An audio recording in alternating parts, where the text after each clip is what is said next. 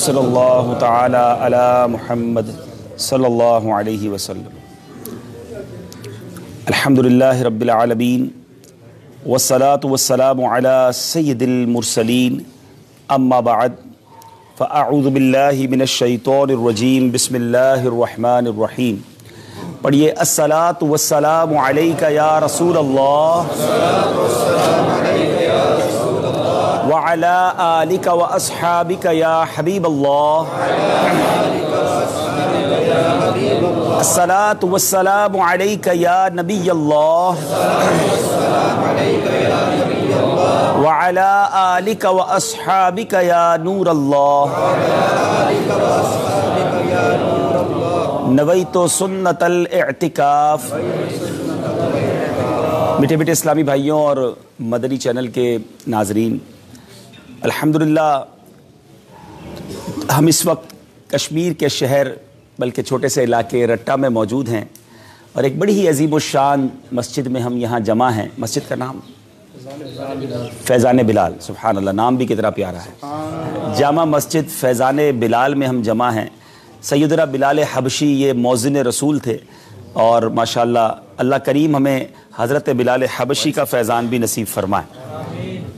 اور یہاں آنا ہوا کیسے، یہ سارا ماجرا ہوا کیسے، میں تھوڑا اس کا بیک گراؤنڈ بھی ہمارے مدنی چینل کے ناظرین کو، سوشل میڈیا پر بھی یہ بیان لائیو جا رہا ہے، تو ان کو میں بتانا چاہوں گا کہ ہم پچھلے دنوں جب یو کے گئے تھے، تو یو کے میں جب اچھا ہمارا لائیو تو جا رہا ہے، یو کے میں جب ہم برمنگھم گئے تو وہاں ماشاءاللہ ہمارے رمضان بھائی اور حاجی صاحب، ان کے گھر پہ جانا ہوا، اور انہوں نے ہمیں اپنے گھر میں اس مسجد کی ویڈیو دکھائی۔ سبحان اللہ۔ ہم نے اس مسجد کے بارے میں جانا وہاں یو کے میں بیٹھ کر، اور ماشاءاللہ انہوں نے وہاں ہمیں دعوت دی کہ آپ ہمارے گاؤں آئیے گا، اور الحمدللہ انہوں نے ہمیں آج بلایا یہاں پر، اور مسجد، مدرسہ، یہ سارے معاملات جو ہیں وہ الحمدللہ اب اپنی پیاری تحریک دعوت اسلامی کے سپرد کر رہے ہیں کہ آپ اس کو ٹیک آن کریں، اس کو لے کر آگے چلیں۔ تو انشاءاللہ اب دعوت اسلامی ایک بہترین انداز میں اللہ نے چاہا تو اس مسجد، مدرسہ اور دیگر معاملات کو لے کر آگے چلے گی۔ اللہ تعالیٰ اس مسجد کو، اس مدرسے کو، ان کے پورے خاندان کے لیے ثواب جاریہ کا باعث بنائے۔ یہ بہت اچھی بات ہے، یہ بڑی نیکی کی بات ہے کہ بندہ دنیا میں رہ کر اپنی آخرت کی تیاری کرے۔ ایک بات یاد رکھیے گا بیٹے اسلامی بھائیوں، بہت سارے مجھے وہ چہرے بھی نظر آئے تھے ابھی کہ جو یو کے میں ہوتے ہیں، جو یہاں رہتے ہیں۔ ہم سب کو سوچنا چاہیے کہ اللہ تعالیٰ نے ہمیں دنیا میں گھر دے دیے ہیں، مگر کیا ہم سب نے جنت میں، آخرت میں اپنے گھر کے لیے کوئی انتظام کیا، کوئی تیاری کی؟ حدیث پاک کا مضمون ہے جو اللہ عز و جل کے لیے مسجد بناتا ہے، اللہ اس کے لیے جنت میں گھر بناتا ہے۔ اپنے گھر تو بڑے اچھے بنائے ہم نے، بلکہ ایکسٹرا بھی بنائے، جس گھر میں نہیں رہتے وہ بھی بنا لیے۔ بہت سارے لوگ وہ ہیں جو یو کے میں رہتے ہیں، ان کے یہاں گھر ہیں اور نہ بہت تھوڑا آتے ہیں، لیکن گھر بنایا کہ نہیں یار جب آنا ہو تو اپنا گھر ہونا چاہیے، کسی اور کے گھر میں نہیں ٹھہرنا۔ اچھی بات ہے، جب آپ نے دنیا میں 1 ملک، 2 ملک، 3 ملکوں میں اپنے گھر بنا لیے، تو کیا ایسا نہیں ہو سکتا کہ ہم دنیا میں رہ کر جنت میں بھی گھر بنائیں؟ تو یہ ایک بہترین طریقہ ہے۔ مسجد جو ہے، نبی پاک نے گویا وعدہ کیا ہے کہ جو اللہ کے لیے مسجد بنائے گا، اللہ اس کے لیے جنت میں گھر بنائے گا۔ تو ہمیں مسجد بنانی چاہیے، مسجد میں حصہ ملاتے رہنا چاہیے۔ تو انشاءاللہ دعوت اسلامی تو ساری دنیا میں مساجد بنا رہی ہے۔ آپ کو جان کر خوشی ہوگی کہ دعوت اسلامی سال کی 600 سے زیادہ مسجدیں بناتی ہے، یعنی گویا اگر اوسط نکالیں، ایوریج نکالیں، تو سال میں روزانہ 2 مسجدیں بن رہی ہوتی ہیں۔ تو آپ اپنا دعوت اسلامی کو ساتھ دیں، چاہے کشمیر میں بنائیں، چاہے بلوچستان میں بنائیں، خیبر پختونخوا میں بنائیں، یو کے میں بنائیں، یورپ میں بنائیں، نیپال میں بنائیں، بنگلہ دیش میں بنائیں۔ اللہ کا گھر جدھر بھی بنے گا انشاءاللہ اس کے بدلے جنت میں گھر مل جائے گا انشاءاللہ۔ تو میں یہاں یہ کلپ اگر بعد میں ہمارے یو کے میں رہنے والے عاشقان رسول دیکھیں، یورپ میں رہنے والے عاشقان رسول دیکھیں، ان سے بھی عرض کروں گا کہ میں جب بھی کشمیر آتا ہوں میں دیکھتا ہوں بہت بڑے بڑے مکان ہیں اور ویران ہیں۔ آپ وہاں رہ رہے ہیں، آپ کا مکان یہاں موجود ہے اور بند پڑا ہوا ہے، کئی سال ہو گئے، کچھ لوگ نہیں آ پا رہے، بیزی ہیں وہاں پر، یا آتے ہیں تو چند دنوں کے لیے آتے ہیں۔ تو غور کیجئے کہ ایک مکان ہے جس کی مینٹیننس بھی آپ پے کر رہے ہیں اور جس سے فائدہ بھی حاصل نہیں کر رہے، تو کیا یہ پاسبل نہیں ہے کہ یہ مکان دے کر جنت میں مکان خرید لیا جائے؟ یہ زبردست کاروبار ہو سکتا ہے، اتنے سارے مکان ہیں۔ ہاں یہ بات ضرور ہے کہ ہر مکان پر مسجد بن جائے، ہر مکان پر مدرسہ بن جائے یہ پاسبل نہیں ہے. یہ ہوگا کہ آپ اس مکان کو اگر آپ سمجھتے ہیں کہ یہ آخرت کا سودا ہو جائے تو آپ اپنے جو مکان دینا چاہتے ہیں, یو کے یورپ میں مجھے سن رہے ہیں, میں آپ کو ترغیب دیتا ہوں, اللہ کی راہ میں خرچ کرنے سے مال کم نہیں ہوتا, اللہ اس کے بدلے نہ جانے کتنے گھر آپ کو دے دے گا. تو آپ یہ اختیار کے ساتھ دعوت اسلامی والوں کو اپنا مکان دیں کہ اگر ممکن ہو تو آپ کے مکان پر ہی مسجد یا مدرسہ بنا دیا جائے, اور ممکن نہ ہو تو وہ مکان کی رقم سے کہیں بھی جہاں ضرورت ہو وہاں مسجد اور مدرسہ بنا دیا جائے. تو انشاءاللہ اللہ کی رحمت سے امید ہے ایک ایسا ثواب, ایک ایسا کنٹینیو ثواب آپ حاصل کر لیں گے. یاد رہے یہ جو مسجد ہے نا, یہ صرف یہ مسجد نہیں, دنیا میں جہاں جہاں مساجد ہیں, مسجدیں بنانے والے قبروں میں چلے گئے ہوں گے, مگر اللہ کی رحمت سے امید ہے انہیں صبح قیامت تک سجدوں کا, اذان کا ثواب ملتا رہے گا. بلکہ سچ بتاؤں یہ ابھی بھی جو ہم بیان کر رہے ہیں نا, اس کا ثواب بھی مسجد بنانے والوں کو مل رہا ہے. یہ وہ نیکی ہے. تو ہمیں یہ کام کرتے رہنا چاہیے. اللہ مجھے اور آپ کو اپنی راہ میں خرچ کرنے کی توفیق عطا فرمائے. اب آئیے, ہمارے پاس کچھ دیر ہے تو خوبصورت کچھ باتیں سن لیتے ہیں. اور یہاں پر چونکہ مدرسۃ المدینہ کے طلباء بھی ہیں, مدنی منع بھی ہیں انشاءاللہ, اور ہمارے رہائش یہاں قریب رہنے والے عاشقان رسول بھی ہیں بڑی تعداد میں. نبی پاک علیہ الصلوۃ والسلام پر درود پاک پڑھنا یہ بہت ساری برکتیں, بہت سارا ثواب لاتا ہے. ایک بڑی پیاری حدیث پاک ہے. یقیناً ہم میں جتنے لوگ یہاں بیٹھے ہیں نا, ایچ اینڈ ایوری بڈی, ہر شخص یہ چاہتا ہے کہ ہمیں جو ہے وہ پیارے آقا علیہ الصلوۃ والسلام کہ یعنی ہم میں سے ہر شخص یہ چاہتا ہے کہ جب ہم اللہ کی بارگاہ میں حاضر ہوں تو رب ہم سے راضی ہو. یہ ہر کسی کی تمنا ہے نا. بلکہ سچی بات یہ کہ فکر بھی اسی بات کی ہونی چاہیے. آج یہ فکر تو ہے کہ دوست راضی ہوں, فیملی راضی رہے, ہمارے گاؤں کے لوگ راضی رہیں, اگر کہیں نوکری کرتے ہیں تو ہمارا باس راضی رہے, اگر کہیں کاروبار کرتے ہیں تو کسٹمر راضی رہے. بڑے لوگوں کو راضی کرنے کا ہمارا پلان رہتا ہے. زندگی ہماری گزری اسی میں رہی ہے کہ وہ ناراض نہ ہو جائے, وہ ناراض نہ ہو جائے. مگر کبھی ہم نے یہ سوچا کہ رب ناراض نہ ہو جائے. اللہ کی بارگاہ میں جب میں پیش ہوں گا, یاد رکھیے مرنے کے بعد we have to face, ہم سب کو جانا ہے اور اللہ کی بارگاہ میں حاضر ہونا ہے, اس کورٹ میں پیش ہونا ہے اور پھر جواب دینا ہے. ثم لتسألن یومئذ عن النعیم, پھر اس دن تم سے ایک ایک نعمت کے بارے میں پوچھا جائے گا. یعنی سب سے بڑا جو ایگزامینیشن ہے نا, وہ ہمیں اللہ کی بارگاہ میں جب پیش ہونا ہے نا, اس دن فیصلہ ہوگا. ڈے آف ججمنٹ کہا گیا, قیامت کے دن کو فیصلے کا دن کہا گیا. مالک یوم الدین پڑھتے ہو نا, یوم الدین کا مطلب کیا ہے؟ فیصلے کا دن, جزا کا دن, ڈیسیشن کا دن. اور وہ دن ہوگا قیامت کا دن. ہم سب نے اللہ کی بارگاہ میں پیش ہونا ہے, جواب دینا ہے. اس دن پیش ہونے کے بارے میں کیا پریپریشن ہے, کیا تیاری ہے؟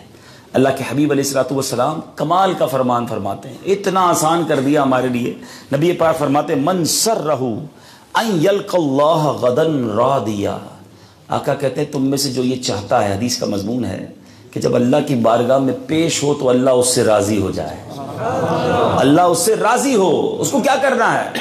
آقا فرماتے ہیں فَلْيُكْثِرِ الصَّلَاةَ عَلَيَّ, اسے چاہیے کہ مجھ پر کثرت سے درود پڑھے. تو یہ کثرت سے درود پڑھنا ہے نا, یہ اللہ کے حبیب کو بھی ہم سے راضی کر دے گا, اور حبیب پاک علیہ الصلوۃ والسلام کے صدقے رب کو بھی ہم سے راضی کر دے گا. تو درود پاک یہ فارمولہ بنائیے, اپنی زندگی کا زبردست حصہ بنائیے. میں ایک بات کبھی کبھی سوچتا ہوں, پازیٹیو بھی اور نیگیٹو بھی. پازیٹیو یہ ہے کہ گاؤں میں رہنے والے, کیونکہ ابھی بھی میں یہاں آیا, اس وقت بھی لائٹ نہیں ہے, گاؤں میں رہنے والے اور قریب کے جو چھوٹے چھوٹے علاقوں کے رہنے والے ہیں, ایک طرح سے وہ بڑے خوش نصیب ہوتے ہیں کہ وہ لوگ بہت زیادہ گناہوں میں نہیں جاتے. وہ ان کے پاس اتنی ایکٹیویٹیز نہیں ہوتی, وہ چاہیں تو کتنی عبادت کر سکتے ہیں. آپ لوگ صبح سویرے اٹھ جاتے ہیں, رات جلدی سو جاتے ہیں. یہ پہلے تو ہم سنتے تھے, جب سے یہ میڈیا آ گیا اور سوشل میڈیا آ گیا اور موبائل فون اتنے زیادہ آ گئے, انٹرنیٹ آ گیا, اب بتانے والے بتاتے ہیں کہ گاؤں کے لوگوں کی بھی عادتیں خراب ہونا شروع ہو گئی. ورنہ جو انٹیریئر کے لوگ ہیں ان کو تو خوب عبادت کرنے کا موقع ملتا ہے, اتنی بیزی لائف نہیں ہوتی.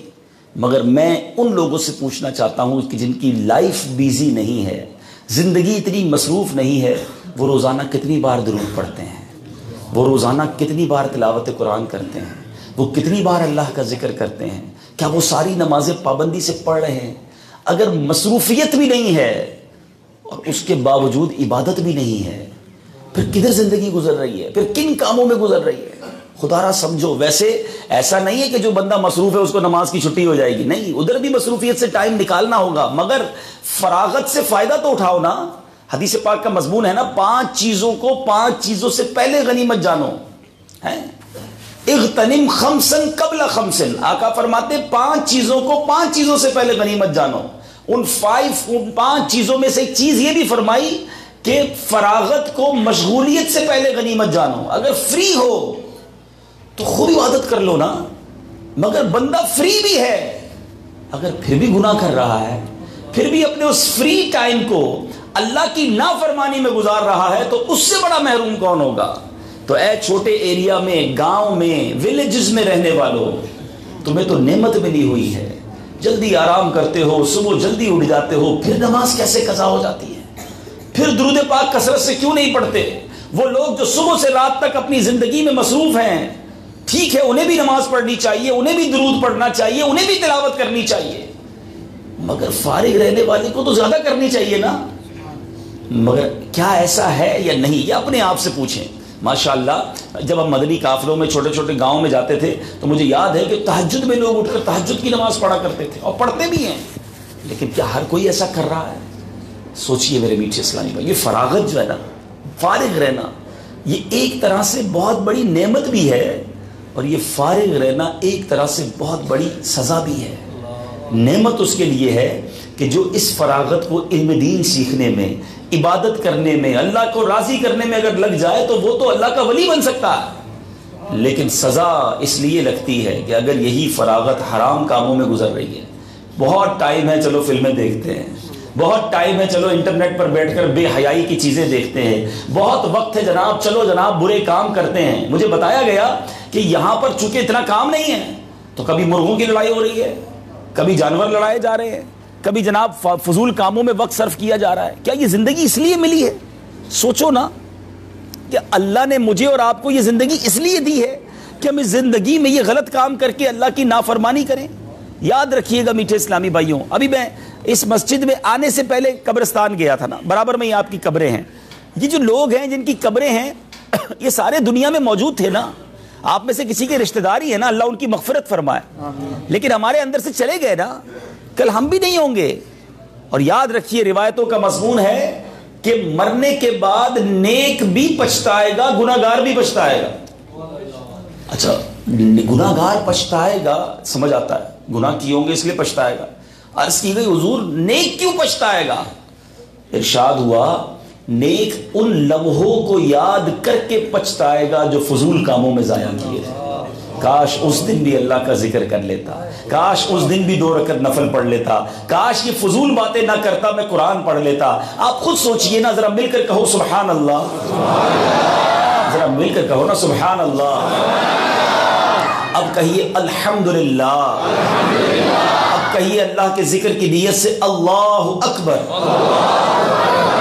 کتنی دیر لگی؟ 30 سیکنڈز, 1 منٹ بھی پورا نہیں لگا. ہم نے 3 ذکر کر لیے, سبحان اللہ, الحمدللہ, اللہ اکبر. کتنی دیر؟ لیس دین 1 منٹ, 1 منٹ سے کم لگا نا وقت. آپ کو پتا ہے آپ نے کیا کما لیا؟ اللہ کے حبیب علیہ الصلوۃ والسلام کی حدیثوں کا مضمون ہے کہ جو ایک بار سبحان اللہ کہے اس کے لیے جنت میں درخت لگا دیا جاتا ہے. ایک بار الحمدللہ کہے جنت میں درخت لگا دیا جاتا ہے. اللہ اکبر کہے جنت میں درخت لگ جاتا ہے. مجھے آپ بتاؤ نا, پھر کیوں نہ بندہ پچھتائے گا کہ یار دنیا سے گیا. اب آپ مثال کے طور پہ اللہ مجھے اور آپ کو جنت میں داخلہ عطا فرمائے, ہم جنت میں جائیں اور دیکھیں کہ ہمارے 1000 جنت میں بڑے بڑے درخت لگے ہوئے ہیں, تو کوئی کہے کہ بھائی آپ نے اللہ کا ذکر کیا تھا, یہ اس کے لیے درخت ہیں. پھر افسوس نہیں ہوگا کہ جو دوستوں کے ساتھ بیٹھ کر گپ شپ میں وقت گزارا تھا, جو ویسے ہی موبائل فون پہ فضول وقت گزارا تھا, اگر اس وقت بھی ذکر کر لیتا تو اور درخت مل جانے تھے, اور جنت کے محل مل جانے تھے, اور برکتیں مل جانی تھی. تو نیک بھی پچھتائے گا.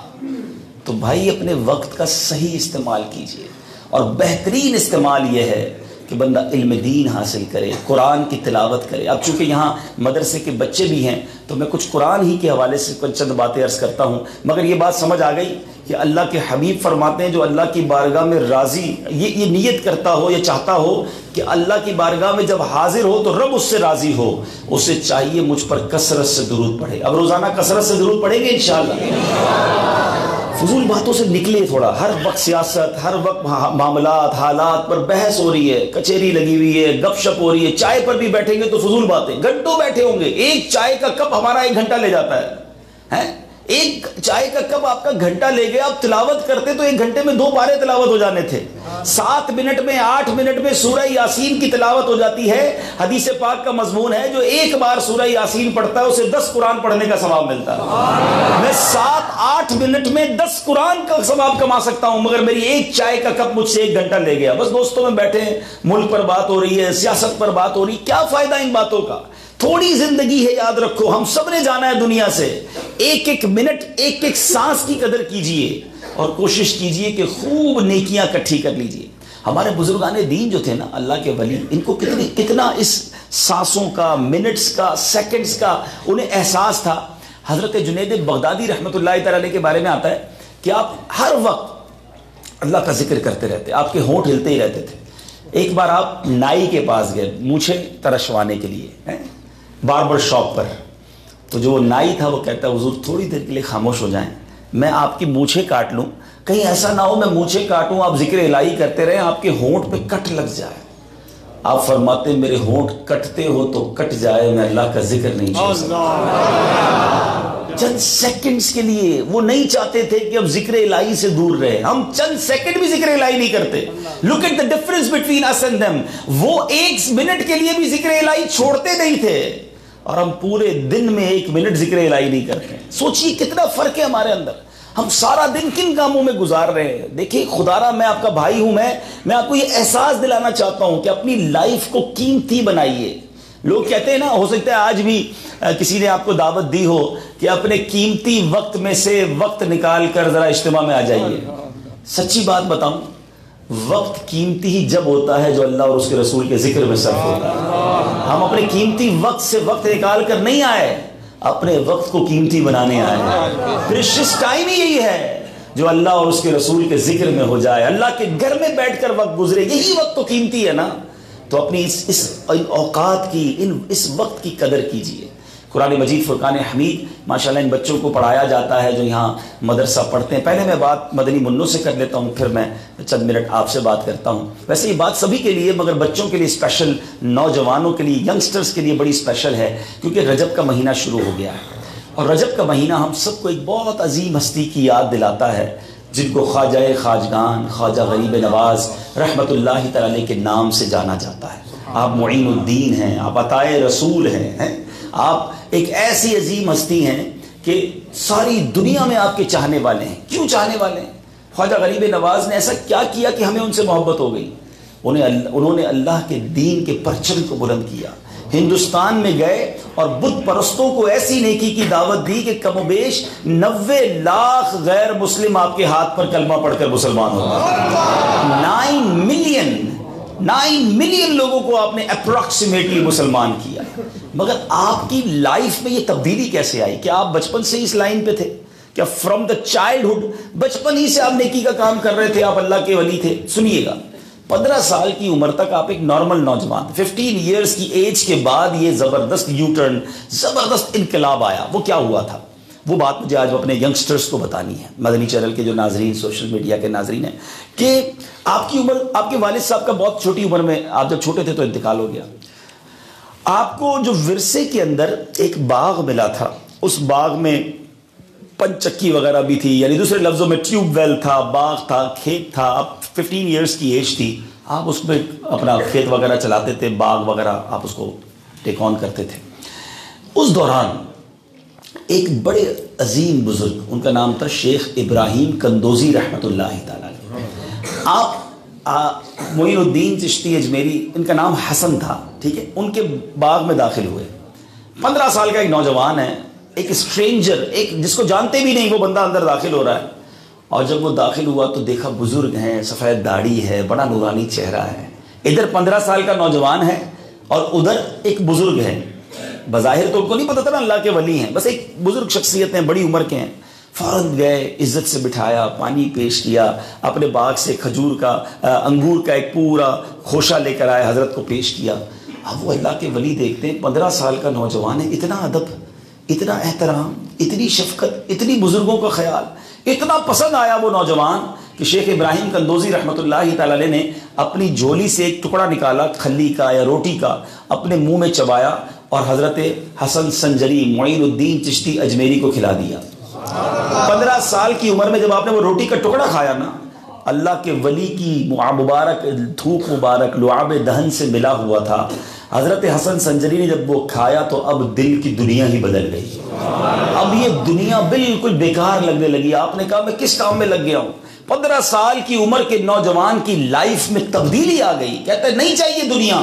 وہ باغ بیچا، پنچکی بیچی، رائے خدا میں خرچ کیا اور اللہ کی راہ میں نکل پڑے، علم دین حاصل کیا۔ پھر شیخ عثمان ہارونی رحمۃ اللہ تعالی کے مرید بنے اور پھر اللہ نے ایسا نوازا کہ جب اپنے پیر و مرشد کے ساتھ دربار رسول میں جا کر سلام پیش کرتے ہیں تو روضہ رسول سے جواب آتا ہے سلام کا، اور کہا جاتا ہے جس کا مضمون ہے اے معین الدین تجھے ہند کی سلطانی، ہند کی ولایت عطا کی، جا ہند میں جا کر ہمارے دین کی مدد کر، معین الدین قرار دے دیا گیا۔ اور پھر خواجہ خواجگان اب مدینہ شریف سے نکلتے ہیں، سمرقند، بخارا، نہ جانے کتنے ملکوں کا سفر کرتے کرتے کرتے اے پاکستان والوں تمہیں مبارک ہو، تمہارے لاہور بھی آتے ہیں، مرکز الاولیاء آتے ہیں اور داتا حضور کے قدموں میں حاضری دیتے ہیں۔ داتا حضور کے دربار میں 1 دن نہیں 2 دن نہیں، خواجہ خواجگان خواجہ غریب نواز 40 دن تک حضرت داتا حضور کے قدموں میں بیٹھتے ہیں۔ آج بھی وہ چلہ داتا حضور کے قدموں میں موجود ہے۔ اور پھر جب 40 ڈیز گزارتے ہیں، 40 دن گزارتے ہیں، اس کے بعد کہتے ہیں نا ولی را ولی شناختست، ولی ولی کو پہچانتا ہے۔ اب کہتے ہیں گنج بخشے فیض عالم مظہر نور خدا، ناقصارا پیر کامل کاملارا رہنما۔ آج بھی روزانہ یہ شعر داتا حضور کے دربار میں پڑھا جاتا ہے۔ یہ کسی اور نے نہیں لکھا، یہ کسی شاعر نے نہیں لکھا، یہ خواجہ خواجگان سلطان الہند خواجہ غریب نواز رحمۃ اللہ تعالی علیہ نے یہ شعر لکھا اور کمال کی بات لکھی کہ گنج بخش فیض عالم مظہر نور خدا۔ یہ داتا حضور کے بارے میں ہے۔ جایا کرو داتا حضور کی بارگاہ میں اور برکتیں لیا کرو۔ کہتے ہیں یہ وہ عظیم ہستی ہیں جو اللہ کے نور کے مظہر ہیں، ناقصوں کے تو پیر ہیں مگر جو پیر ہیں اولیاء ہیں یہ ان کے بھی رہنما ہیں، یہ ان کے بھی سربراہ ہیں۔ تو بہرحال میرے میٹھے اسلامی بھائیوں، خواجہ کی زندگی پر بات ہو تو بہت وقت چاہیے۔ جو مجھے نوجوانوں سے اس مدنی پھول پر بات کرنی ہے، کیا کیا تھا ایک 15 سال کے نوجوان نے؟ بڑے کی عزت کی تھی، احترام کیا تھا، رسپیکٹ دی تھی۔ یاد رکھنا زندگی میں میرے بچوں، با ادب با نصیب، بے ادب بد نصیب۔ جو بے ادب ہوتا ہے نا وہ بد نصیب ہوتا ہے، اسے کچھ نہیں ملتا۔ مگر آج ہو کیا رہا ہے کہ ہمارے نوجوانوں میں، ہمارے ینگسٹرز میں، ہمارے بچوں سے ادب دور ہو رہا ہے۔ بڑوں کا ادب اب ختم ہوتا جا رہا ہے۔ یاد رکھنا میرے بچوں کہ زندگی میں کبھی بھی اگر آپ پیسے والے ہو گئے ہیں، آپ کو بڑا نام مل گیا ہے، آپ کو بڑا مرتبہ مل گیا ہے، لوگ آپ کی عزت کرنے لگ گئے ہیں، لیکن جو آپ سے بڑا ہے اس کی آپ نے عزت کرنی ہے، چاہے وہ غریب ہے۔ اگر سفید بالوں والا کوئی بزرگ آپ کے سامنے آ جائے تو اس کو رسپیکٹ دیں کہ یہ میرے والد کی جگہ ہے، ٹھیک ہے، میرا نام ہے، میری عزت ہے۔ بعض اوقات ایسا بھی ہوگا کہ آپ کے ملازمین میں ایسے لوگ ہوں گے جو آپ سے عمر میں بڑے ہوں گے، ان کے بال سفید ہو گئے ہوں گے۔ آپ کے غریب رشتہ داروں میں ایسے لوگ ہوں گے کہ جن کی جناب عمر بڑی ہو گئی ہوگی، مگر یاد رکھنا کبھی ان کو یہ محسوس نہ ہونے دینا کہ جناب آپ جو ہے وہ زیادہ پیسے والے ہیں، آپ کا نام زیادہ ہے، آپ یو کے میں رہنے والے ہیں، کیونکہ یہاں پر ابھی بھی ایسے لوگ ہوں گے جب وہ یو کے سے آتے ہوں گے تو ان کو یہاں پر بڑی رسپیکٹ ملتی ہوگی، جناب یہ یو کے میں رہتا ہے۔ مگر دیکھیے یاد رکھنا اگر اللہ نے کوئی عزت دی ہے تو رب نے عزت دی ہے۔ وَتُعِزُّ مَن تَشَاءُ وَتُذِلُّ مَن تَشَاءُ۔ وہ جب چاہے ہمارے سے یہ جس کو آپ کہتے ہیں نا عزت واپس لے سکتا ہے، تو بے ادب نہ رہنا۔ آئیے میں آپ کو 1-2 حدیثیں بھی سنا دیتا ہوں۔ اللہ کے حبیب علیہ الصلوۃ والسلام نے فرمایا اے انس بڑوں کا ادب اور احترام اور تعظیم اور توقیر کرو اور چھوٹوں پر شفقت کرو، تم جنت میں میری رفاقت پالو گے۔ یعنی یہ بڑی ایک ہی حدیث ہم سب کے لیے کتنا خوبصورت، ہی کمال ہے میرے آقا کا، ایک ہی بات میں سب کو گویا زبردست رہنمائی عطا فرما، جو بڑے ہیں ان کے لیے بھی، جو بچے ہیں ان کے لیے بھی، کہ جو چھوٹے ہیں وہ بڑوں کا ادب کریں اور جو بڑے ہیں وہ بچوں پر شفقت کریں۔ اللہ اکبر، تو فرمایا تم جنت میں میری رفاقت پالو گے۔ ہم تو سارے چاہتے ہیں جنت میں اللہ کے حبیب کے ساتھ ہوں، تو اب یہاں دونوں کے لیے مدنی پھول ہے۔ میں بزرگوں سے بھی ہاتھ جوڑ کر، بچوں سے تو میں نے بات کر لی کہ بڑوں کا ادب کرنا، یہ خواجہ خواجگان، یہ خواجہ غریب نواز بنے کیوں کہ بڑے کا ادب کیا اللہ نے ایسا نوازا کہ سلطان الہند بن گئے. بے ادب آگے نہیں بڑھتا, یاد رکھنا. آپ کے پاس تھوڑی دیر کی عزت آ جائے گی, پیسہ آ جائے گا تو لوگ شاید آپ کی عزت کر لیں گے, کوئی نام ہو جائے گا, لیکن اینڈ آف دا ڈے جو بڑوں کا ادب نہیں کرتا نا وہ برباد ہی ہوتا ہے.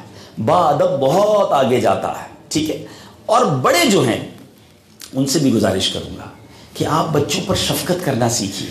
کچھ ہمارے بزرگ ایسے ہوتے ہیں, ہمیں ملتے ہیں, کہتے ہیں دعا کر دیں, میرے بچے میری عزت نہیں کرتے, میری خاندان میں رسپیکٹ نہیں ہے, میرے دوست میری بات نہیں سنتے. اس میں بہت بڑی وجہ جو ہے نا ہماری زبان کی ہوتی ہے. یاد رکھو, ہر وقت جھاڑنے والا, ہر وقت ڈانٹنے والا, ہر وقت الجھنے والا کسی کو اچھا نہیں لگتا. بچے بھی کب تک سنیں گے آپ کی؟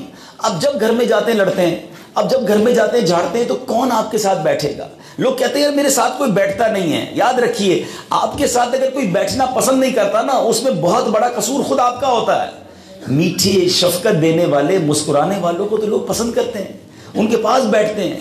لیکن جن کی عادت ہی ڈانٹنے کی, جھاڑنے کی ہوتی ہے. بلکہ ایسا بھی ہوتا ہے, معذرت کے ساتھ, مسجد میں ایسے بزرگ آتے ہیں جو 5 وقت کے نمازی ہوتے ہیں, لیکن نمازی ان سے تنگ ہوتے ہیں, ہر کسی سے لڑ رہے ہوتے ہیں, جھاڑ رہے ہوتے ہیں, ڈانٹ رہے ہوتے ہیں.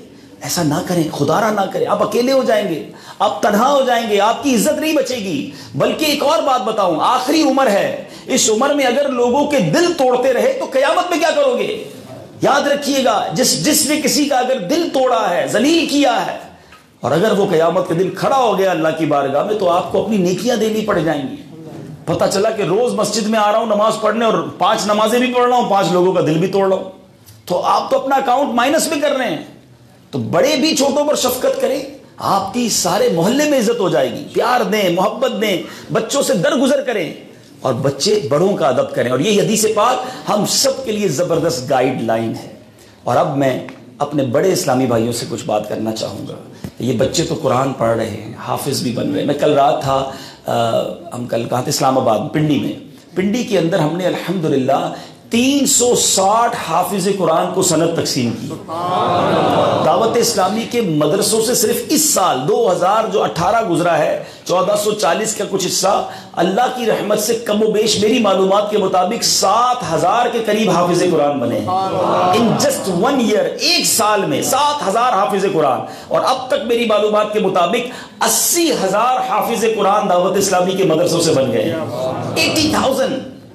مگر ہم میں سے کتنے ایسے ہیں جو قرآن پڑھنا نہیں جانتے؟ میں ہاتھ نہیں اٹھواؤں گا, اپنے آپ سے پوچھو.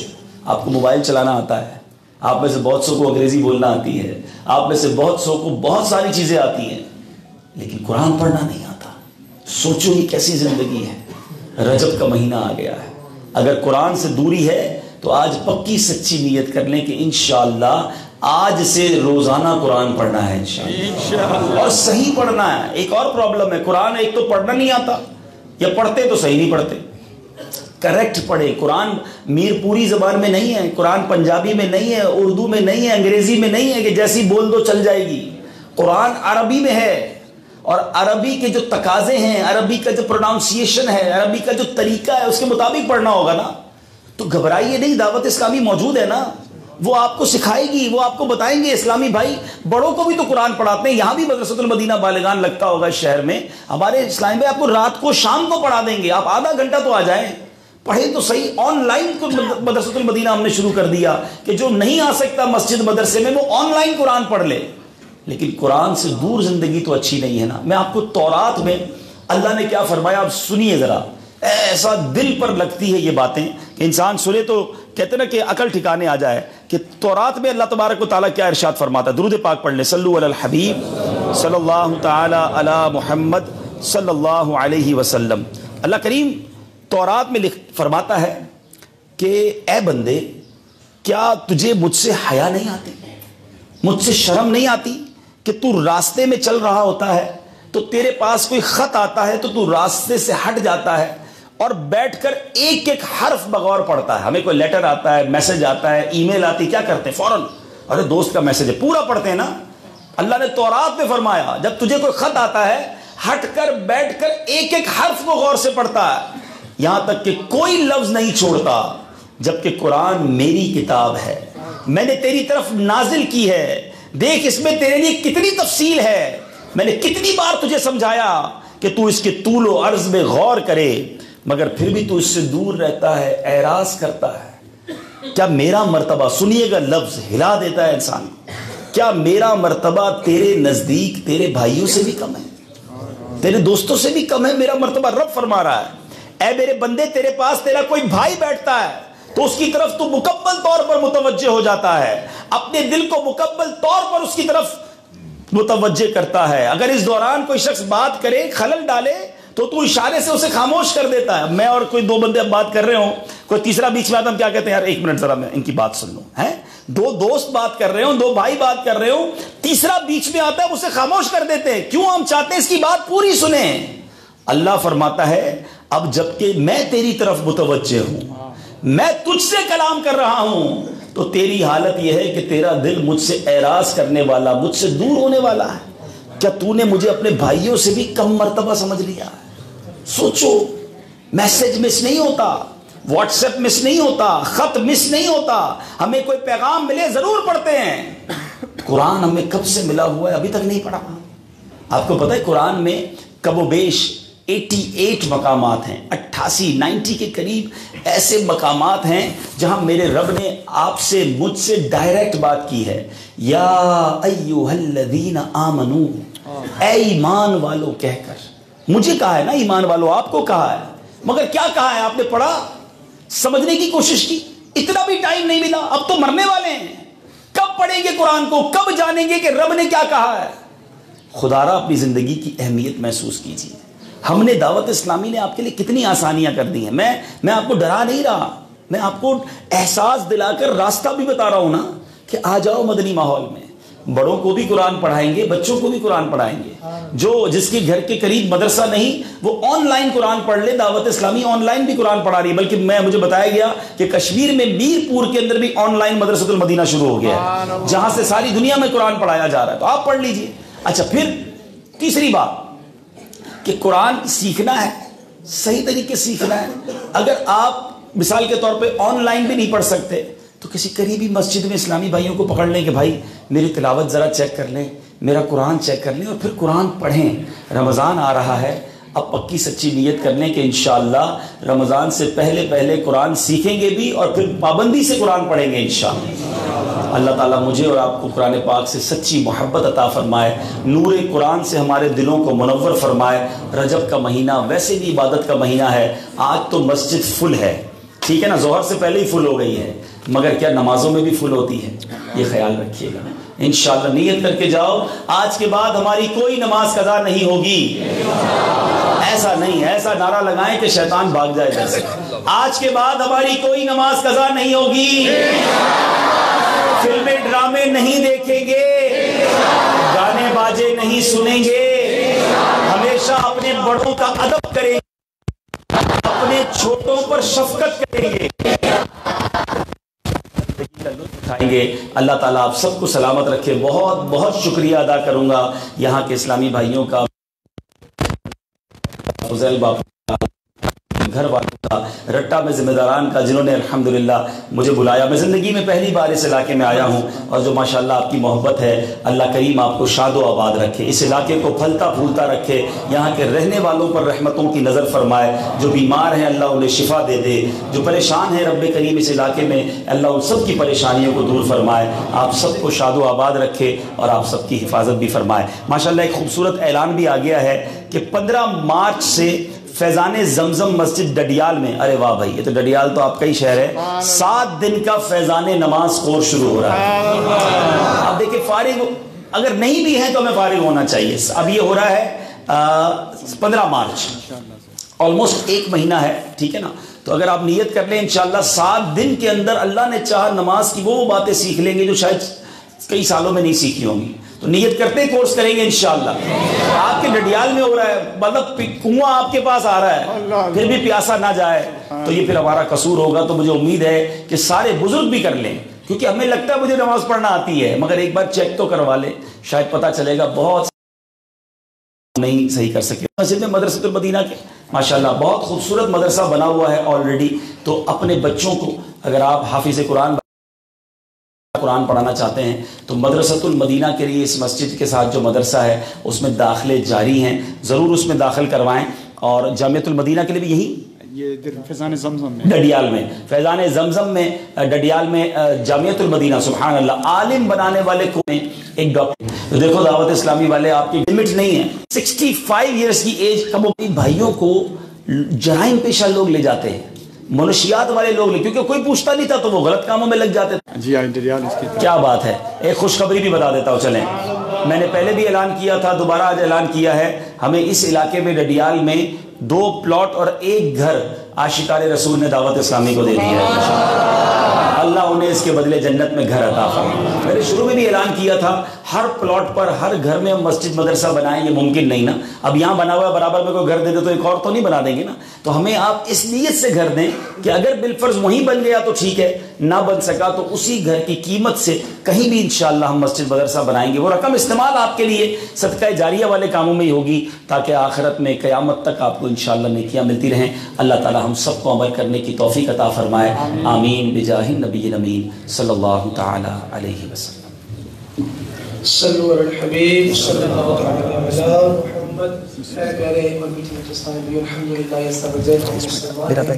اور مسلمان کا سب سے قیمتی سرمایہ اس کا ایمان. ہر ایک کو اپنے ایمان کی حفاظت کی فکر کرنی چاہیے. میرے آقا سیدی اعلیٰ فرماتے ہیں کہ جو بندہ دنیا میں اپنے ایمان کی حفاظت کی فکر نہیں کرتا، خطرہ ہے کہ بوقت انتقال اس کا ایمان سر یعنی برباد نہ کر دیا جائے.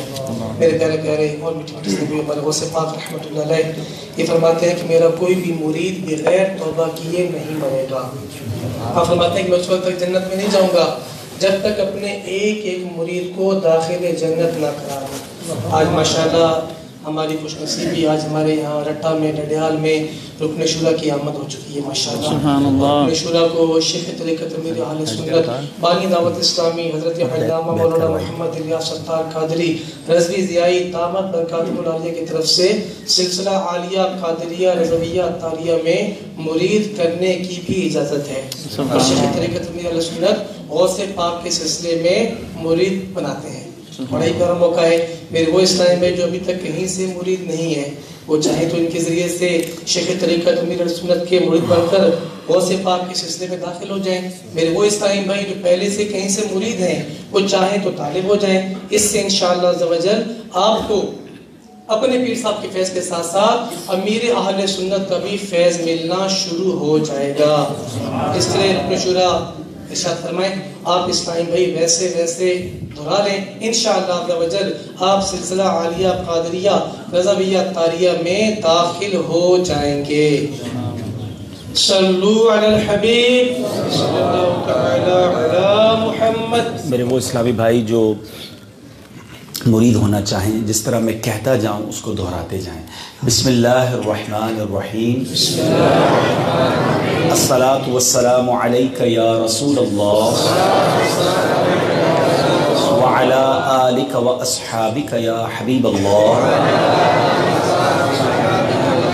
لا الہ الا اللہ محمد الرسول اللہ صلی اللہ تعالی علیہ وسلم.